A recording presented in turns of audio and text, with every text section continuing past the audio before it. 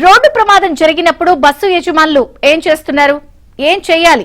Bus డ్రైవర్లు యజమానులు ఎందుకు కనిపించకుండా పోతున్నారు? కర్నూలు ప్రమాదం తర్వాత వారిని జవాబుదారులను చేయడం సాధ్యమవుతుందా?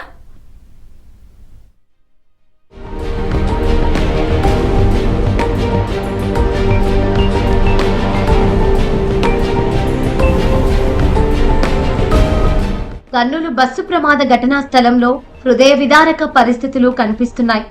19 మందికి కాళ్ళు చేతులు పూర్తిగా కాలిపోయి మొండెం మాత్రమే మిగిలింది.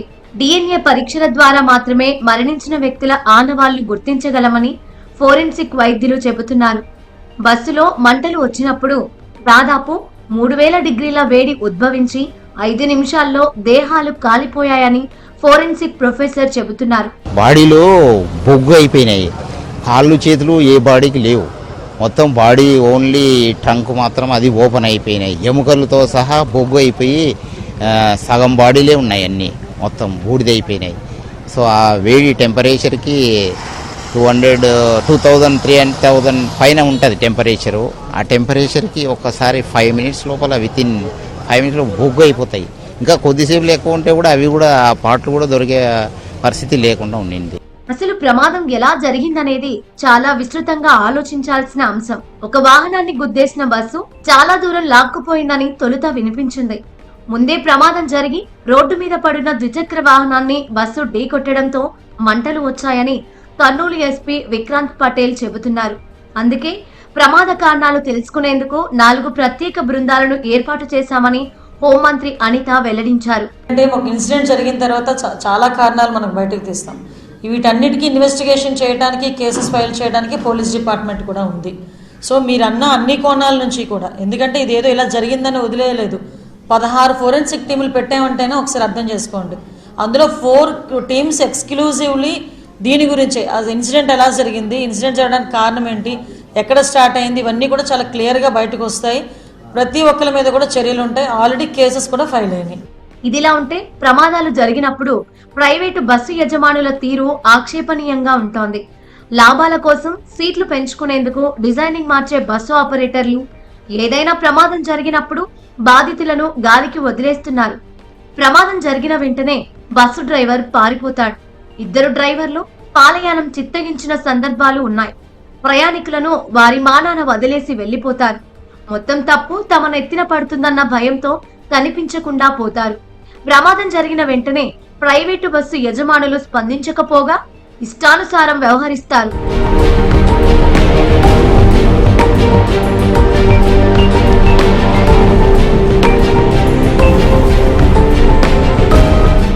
ప్రమాదం జరిగినప్పుడు మొదట అరెస్టు చేసేది డ్రైవర్నే కావడంతో వాళ్ళు భయపడి అక్కడి నుంచి తప్పుకుంటారు. పోలీసులు తమను బాధ్యులను చేస్తారని, జైల్లో పడేసి కొడతారన్న భయం వారికి ఉంటుంది. చట్టపరమైన చిక్కుల్లో పడతామన్న భయం కూడా వారికి ఉంటుంది. కొన్ని సందర్భాల్లో యజమానులు చట్టానికి చిక్కకుండా తప్పించుకుంటూ ఉంటారు. ప్రమాదం జరిగిన వెంటనే సహాయ కార్యక్రమాలు చేపట్టాల్సిన బాధ్యత వారిపై ఉంటుంది. అయినా సరే వాళ్ళు ప్రమాద స్థలానికే రాకుండా దూరంగా ఉండిపోతారు. బాధితులకు ప్రభుత్వం ఏదో కొంత సహాయం చేస్తే వాళ్లే మౌనం వహిస్తారులే అన్న ధోరణిలో యజమానులు ఉంటారు. పైగా బీమా సొమ్ము ఎలాగో వస్తుందని, దాన్ని బాధితులకు అందజేస్తే సరిపోతుందని కూడా వాళ్ళు లెక్కలేసుకుంటూ ఉంటారు.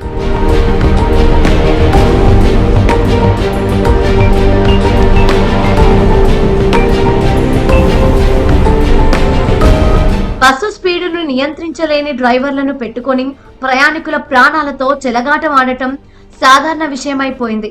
డ్రైవర్ల శిక్షణ విషయంలో తీవ్ర నిర్లక్ష్యం వహిస్తారు. వెహికల్ ఫిట్నెస్ అంశంలోనూ యజమానులు కక్కుర్తిపడి ఆర్టీఏ అధికారులను మేనేజ్ చేస్తూ ఉంటారు.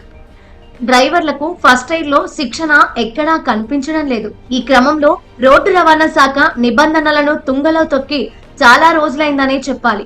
అయితే ఏపీ ప్రభుత్వం మాత్రం 1-2 అధికారుల అవినీతిని అందరికీ ఆపాదించడం కరెక్ట్ కాదని వాదిస్తోంది. మా central government mark guide lines పరంగా బాడీ బిల్డింగ్ ఎలా ఉంటుంది, బస్ ఇన్ఫ్రాస్ట్రక్చర్ ఎలా ఉండాలి, సీటింగ్ ఎట్లుండాలి అనేది యూనివర్సల్ లా పరంగానే ఆ విధంగానే బాడీ బిల్డింగ్ కూడా జరుగుతుంది. ముఖ్యంగా మీరు అన్నట్టు డిపార్ట్మెంటల్ ల్యాబ్స్ అనుకుంటే ఇంకా రోజు ఇలాగే జరుగుతూ ఉంటాయి. డిపార్ట్మెంటల్ ఏదో 1-2 చేసిన తప్పులకు అందరూ కారకులు కాదండి. దీని విషయానికి వస్తే ఇలాంటి ఇన్సిడెంట్ లాస్ట్ 2 months బ్యాక్ ఒక ఏపీఎస్ఆర్టీసీ టౌన్ సర్వీస్ బస్సు ఏదైతే వైజాగ్ సిటీలో ఉందో అది మార్నింగ్ జరిగిన టైం వచ్చి 8:30 జరిగింది. ఆ టైంలో 110 మంది బస్సులో ఉంటే 60 నిమిషాల్లోనే ఎవాక్యువేట్ చేశాం. ఎందుకంటే అది మార్నింగ్ టైమ్స్ ఒక ఆటో అతను చెప్పడంతో బస్సు ఆపేసాం. దానికి విండోస్ ఓపెన్ ఉంటాయి, డ్యూయల్ డోర్ ఉంటాయి, దాంట్లో వచ్చేస్తాం. బట్ ఈ స్లీపర్ కోచ్లు అనేటివి నైట్ టైం ట్రావెల్ చేసేటివి డిజైన్ ఫర్ పడుకొని ప్రయాణించేదానికి ఉంటాయి. ప్లస్ దీంట్లో కూడా ఏంటంటే ఫ్లేమబుల్ మెటీరియల్ ఎక్కువగా ఉంటుంది. బెడ్షీట్ ఉంటాయి, కుషనింగ్ ఉంటుంది, పిల్లోస్ ఉంటాయి. దీనివల్ల ఎక్కువ శాతం బర్నింగ్ అయింది కాబట్టి దీనివల్ల ఇంత నష్టం జరిగిందండి.